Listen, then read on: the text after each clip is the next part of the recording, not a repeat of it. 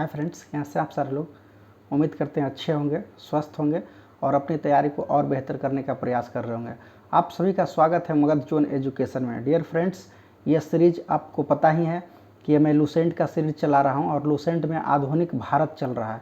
तो आधुनिक भारत का मैं कुछ टॉपिक पे मैं वीडियो बनाया हूँ और जो आपके बीच है आप उसे देख सकते हैं। और ये प्रतिदिन वीडियो जो है शाम के 6 बजे अपलोड हो जाते हैं, तो 6 बजे के बाद आप देख सकते हैं। जो जनरली लड़के लोग क्विज का टाइम रखते हैं, तो इसीलिए मैंने उसी समय में इसको रखा है। तो दोस्तों, आज भी मैं आधुनिक भारत के कुछ पॉइंट्स पे मैं चर्च करूँगा। तो जो मैंने बिंदु पढ़ा दिया उसके अगले बिंदु पे आज मैं डिस्कस करने जा रहा हूँ, और जिसका नाम है सिख एवं अंग्रेज। इस पे आज हम लोग चर्च करेंगे। और लूसेंट का फुल्ली है, बिल्कुल एक एक पॉइंट को मैंने आपके बीच रखने का प्रयास किया है ताकि आप जो है काफ़ी अच्छी तरीके से इसको समझ सके। सिर्फ आपको सुनना है, क्योंकि मैं सारा काम मैं आपके लिए कर रहा हूँ। और आप एक बार, दो बार, तीन बार सुनेंगे तो डेफिनेटली आपकी तैयारी और बेहतर होगी, ऐसा मैं आशा करता हूँ। तो इसी आशा के साथ समय को आपका न बर्बाद करते हुए सीधा मैं टॉपिक पे आता हूँ। तो आज का जो टॉपिक है सिख एवं अंग्रेज, उसमें पहला जो क्वेश्चन है वो ये है, सिख संप्रदाय की स्थापना का श्रेय किसे दिया जाता है। तो जैसा कि आप जान पा रहे होंगे कि इसका सही उत्तर होगा गुरु नानक को दिया जाता है। किसे दिया जाता है? गुरु नानक को दिया जाता है। और ये सिख के जो है प्रथम गुरु थे, पहले गुरु थे, है ना। आगे बढ़े। गुरु नानक सिख शासक के, गुरु नानक किस शासक के समकालीन थे? तो ये थे मुगल शासक बाबर एवं हुमायूं के समकालीन थे। ओके, आगे बढ़ते हैं। गुरु का लंगर नामक निःशुल्क भोजनालय किसने स्थापित किया था? तो ये गुरु नानक ने किए थे। किसने किए थे? गुरु नानक ने, जिसमें कि फ्री ऑफ कॉस्ट भोजन प्रोवाइड किया जाता था। जितने भी सारे श्रद्धालुगण आते थे वो मुफ्त में वहाँ भोजन करते थे। आगे बढ़ें। संगत से क्या तात्पर्य है? ये जो सिख संप्रदाय में जो संगत है और पंगत है, इससे क्या तात्पर्य होता है? तो संगत से तात्पर्य होता है धर्मशाला और पंगत से तात्पर्य होता है लंगर, है ना। आप जानते होंगे आपके गांव ग्राम, आपके ज़िला में पुराने ज़माने में कहीं संगत हुआ करता था, जिसमें मतलब कि अनेक देवी देवताओं की मूर्तियां लगी होती थी। उसमें लोग जाते थे, मेला लगता था, है ना। साल में एक बार दो बार मेला लगता था। मतलब वो धार्मिक स्थल हुआ करता था। वहाँ पे किसी भी समुदाय से जुड़े लोग जा कर के वहाँ पे बैठ सकते थे। और मतलब कि मेला जब लगता था तो अनेक मतलब संख्या में लोग की भीड़ लगती थी। तो उसे ही क्या कहते हैं? संगत कहते हैं, धर्मशाला को, है ना। और पंगत का तो तात्पर्य आप समझ रहे होंगे कि लंगर हुआ। लंगर मतलब निःशुल्क भोजन की व्यवस्था। ओके, आगे बढ़े।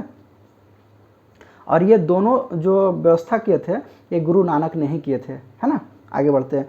गुरु नानक की मृत्यु कब हो गई? इनकी मृत्यु 1538 ईस्वी में करतारपुर में हो गई। कहाँ हो गई थी? करतारपुर में 1538 ईस्वी में। ओके, आगे बढ़ते हैं। सिखों के दूसरे गुरु कौन हुए? तो सिखों के जो दूसरे जो गुरु हुए वो गुरु अंगद हुए। कौन हुए? गुरु अंगद।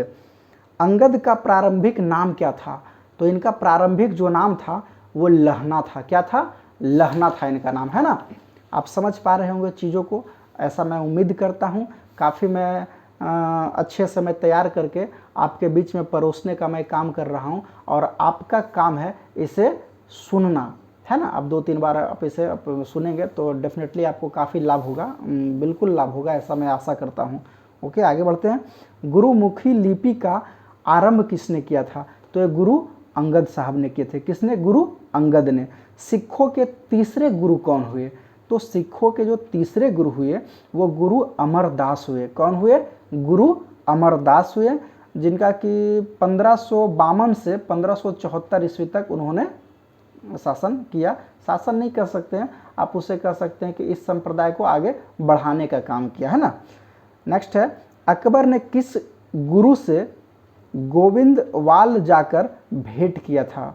तो ये अमरदास थे, जिससे मिलने खुद अकबर गए थे, है ना। आगे बढ़ते हैं। तो ये जो है अमरदास से जो मिलने के लिए गए थे, तो मतलब प्रत्येक गद्दी पर, सॉरी, अमरदास ने कितने गद्दियों की स्थापना किया था? तो अमरदास ने 22 गद्दियों की स्थापना किया था और प्रत्येक जो गद्दी पर एक महंत की नियुक्ति किए थे। क्या किए थे? प्रत्येक गद्दी पर एक महंत की नियुक्ति किए थे। ओके, आगे बढ़े। सिखों के चौथे गुरु कौन हुए? तो सिखों के चौथे जो गुरु हुए वो रामदास हुए। कौन हुए? रामदास। देखिए, अमरदास और रामदास में आप कंफ्यूज मत कर जाइएगा। जो तीसरे गुरु थे वो अमरदास थे, जिससे मिलने अकबर साहब गए थे, और चौथे जो गुरु हुए वो कौन हुए? यहीं पे थोड़ा सा हो सकता है कि आप नाम मैच करता है तो आप कंफ्यूज न करें। और चौथे जो हुए वो रामदास हुए, जो कि 1574 से 1581 तक इन्होंने इस मतलब धर्म को आगे बढ़ाने का काम किया। नेक्स्ट है, अकबर ने बीबी बहानी को कितना भूमि दान में दिया था? तो ये 500 बीघा दान में दिया गया था। और मैं बताना चाहूँगा कि ये जो 500 बीघा अकबर ने दान में दिया था जमीन, इसी जमीन पर रामदास ने अमृतसर जलाशय खुदवाए थे, है ना, और अमृतसर नगर का भी स्थापना उन्होंने यहीं पे किया था। चलिए आगे बढ़ते हैं क्वेश्चन की ओर। खुद ये गुरु पद को पैतृक किसने किया? ये जो गुरु जो पद था उसको पैतृक किसने किया था? तो ये रामदास ने किए थे। किसने किए थे? रामदास ने किए थे। सिखों के 5वें गुरु कौन हुए? तो सिखों के 5वें जो गुरु हुए वो गुरु अर्जुन हुए। नेक्स्ट है क्वेश्चन, आदि ग्रंथ की रचना किसने किया? तो ये गुरु अर्जुन देव ने किए। ये अक्सर क्वेश्चन आपको सेट में मिलेगा।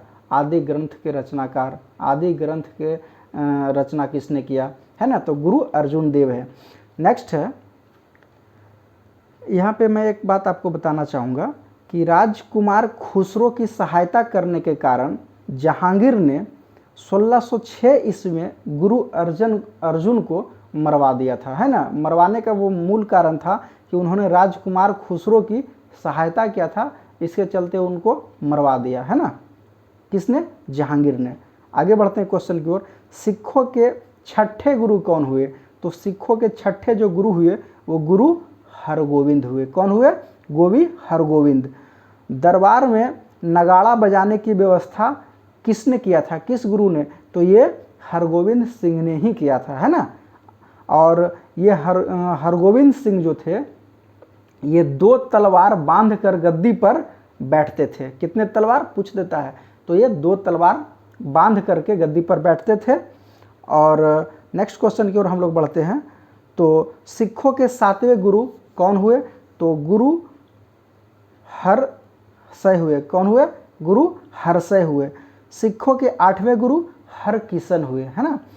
इस्लाम नहीं स्वीकार करने पर किस गुरु को औरंगजेब ने मरवा डाला था? तो ये तेग बहादुर को उसने मरवा दिया, क्योंकि उन्होंने मुगल को ये इस्लाम धर्म को नहीं स्वीकार कर पा रहा था, इसलिए उनको क्या किया? इन्होंने मरवा दिया। नेक्स्ट है, सिखों के 10वें गुरु कौन हुए? तो सिखों के 10वें गुरु एकदम काफ़ी प्रचलित नाम है, रनिंग है ये क्वेश्चन और आप जान पा रहे होंगे, गुरु गोविंद सिंह हुए सिखों के 10वें गुरु। इनका जन्म 1666 ईस्वी में पटना में हुआ था, है ना। इसने अपने को सच्चा बादशाह कहा। इसने कंघा, कृपान, कच्छा और कड़ा रखने की अनुमति भी दे रखे थे, है ना। नेक्स्ट क्वेश्चन है, गोविंद सिंह का निवास स्थान कहाँ था? तो यह आनंदपुर साहिब था। कहाँ था? आनंदपुर साहिब था। ओके। और इनका कार्यस्थली कहाँ था? तो इनका कार्यस्थली पाओता थी। कहाँ थी? पाओता। नेक्स्ट है, इनके कितने पुत्र थे? तो इनके 2 पुत्र थे, फतेह सिंह और जोरावर सिंह, जिनको कि मुगल वजीर खान ने मार दिया था, है ना, यानी कि दीवार में जो है चिनवा दिया था। नेक्स्ट क्वेश्चन है, खालसा पंथ की स्थापना किसने किया? तो ये गुरु गोविंद सिंह ने ही किए थे 1699 ईस्वी में। आगे बढ़ते हैं, गोविंद सिंह की हत्या कब हो गई? 1708 ईस्वी में नांदेड़ नामक स्थान पर मुगल खां नामक पठान ने कर दिया था इनकी हत्या। नेक्स्ट क्वेश्चन है, मिसल किस भाषा का शब्द है? तो ये अरबी भाषा का शब्द है मिसल। नेक्स्ट क्वेश्चन, लाहौर की संधि कब हुई? तो ये 9 मार्च 1846 ईस्वी को हुई थी। आगे बढ़ते हैं, भैरववाला की संधि कब हुई? तो ये 22 दिसंबर 1846 ईस्वी को हुई थी। कब हुई थी? 1846 ईस्वी को। नेक्स्ट क्वेश्चन की ओर हम लोग बढ़ते हैं। डलहौजी की घोषणा पर कब संपूर्ण पंजाब को विलय अंग्रेजी राज में हो गया? तो ये 29 मार्च 1849 ईस्वी को डलहौजी की घोषणा पर ही विलय हो गया था। तो ये था दोस्तों सिख से और अंग्रेज से जुड़ा कुछ सेलेक्टेड क्वेश्चन जो मैंने आपके बीच परोसा, और उम्मीद करते हैं कि आपको यह सीरीज काफ़ी अच्छा लग रहा होगा। और अगर अच्छा लग रहा है तो बिल्कुल इस वीडियो को आप लाइक करें, सब्सक्राइब करें, और चैनल पे नए हैं तो सब्सक्राइब तो बिल्कुल कर ही लें। और हाँ दोस्तों, बेल घंटा को दबाना ना भूलें, और अपने साथी लोगों के बीच इसे आप शेयर करने का भी काम करें। तो ओके डियर फ्रेंड्स, आज हम अपनी बातों को यहीं पे विराम देते हैं और फिर मिलते हैं आपसे नेक्स्ट वीडियो में। ओके, थैंक यू, जय हिंद साथियों।